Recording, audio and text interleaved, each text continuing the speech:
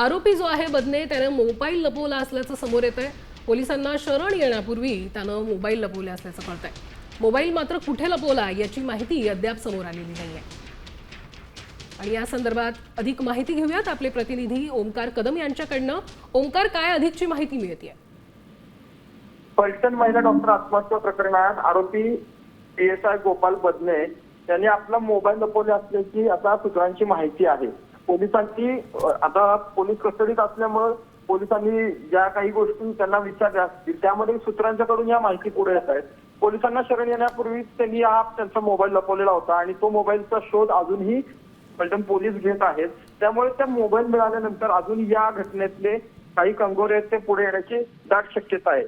आणि सगळ्यात महत्त्वाचं म्हणजे या दोन्ही आरोपी महिला डॉक्टरच्या संपर्कात असल्याची कबुली देखील पोलिसांना दिल्याची त्या बदने यांनी पोलिसांना दिल्याची प्राथमिक माहिती आता सूत्रांकडून हातात येते। त्याच पद्धतीने प्रशांत बनकरने डॉक्टर महिलेच्या आत्महत्येपूर्वी संपर्कात होता याबद्दलचे डिजिटल पुरावे शोधण्यात देखील पोलिसांना आता यश आल्याचं सूत्रांकडून सांगितलं येते। आता तरी या सगळ्या गोष्टी आपल्याला सूत्रांकडून कळत असल्या तरी पोलीस तपासाचा भाग असल्यामुळे पोलीस या सगळ्या गोष्टी उघडून पुढे सांगत नाहीये। धन्यवाद ओंकार, तुम्ही दिलेल्या या सविस्तर माहितीसाठी। तर आपण बघतोय त्या मोबाईल मध्ये अनेक पुरावे असण्याची शक्यता आहे आणि बदनेने मात्र मोबाईल लपवला असल्यामुळे आता खळबळ उडाली।